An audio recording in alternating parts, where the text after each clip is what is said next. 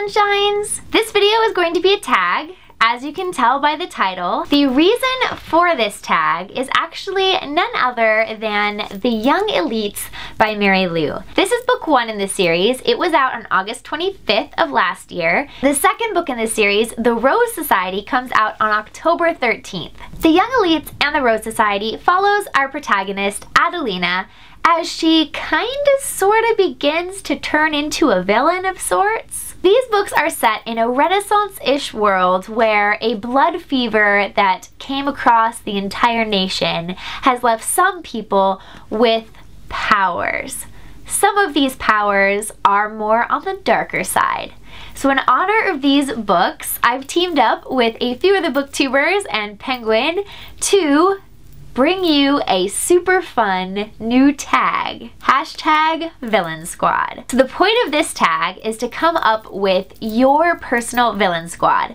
Right now, we're kind of mesmerized with villains, right? We're focusing in a lot on villains in like the Marvel universe, and all of these could-be, would-be villains are sort of starting to crop up in our superhero comic book world, movies and television shows, and it's really fascinating. So here's how this tag is going to work. First of all, you need to come up with your own villain identity. If you were a villain, what would your villain name be, and what would your villain power be?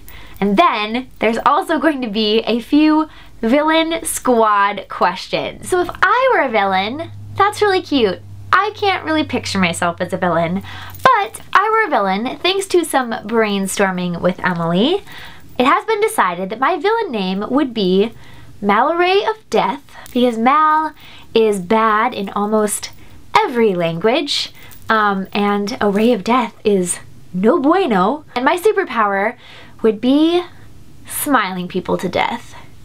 So essentially, you would smile till your head kind of just popped in two.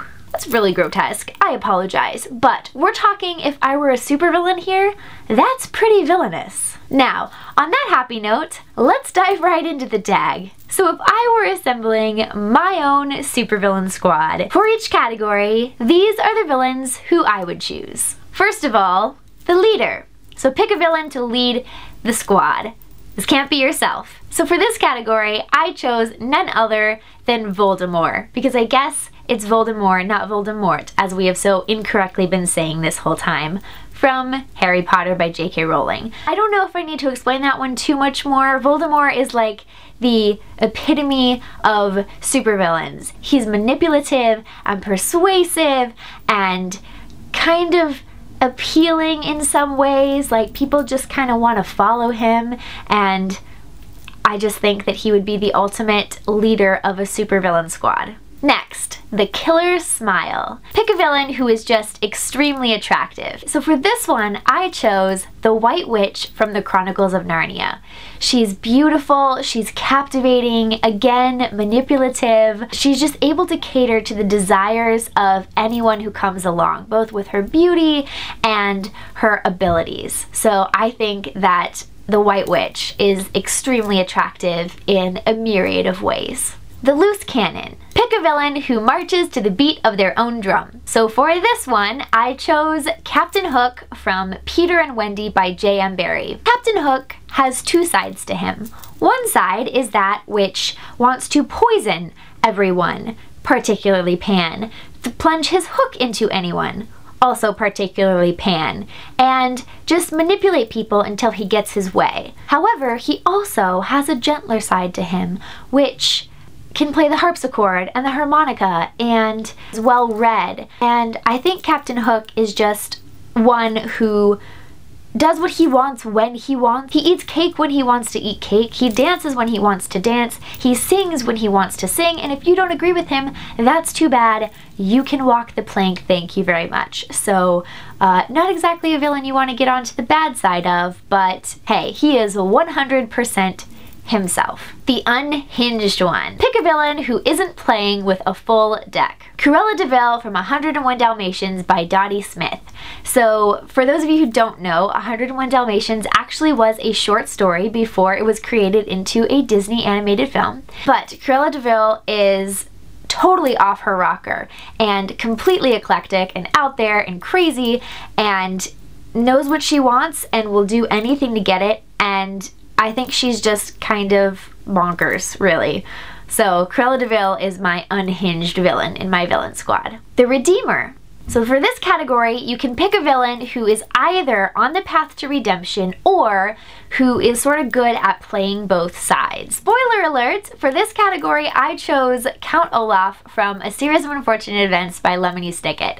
So for those of you who haven't finished reading A Series of Unfortunate Events, Count Olaf is a very intriguing character. You meet him and you're instantly repulsed by him, and throughout the whole story you spend most of it hating him until the end, when you sort of start to realize that he's had a lot of shitty stuff happen to him in his life too, and it all kind of comes full circle. And it was sort of in those last final moments that we are with Count Olaf, we start to pity and feel sorry and align with him, or at least I did.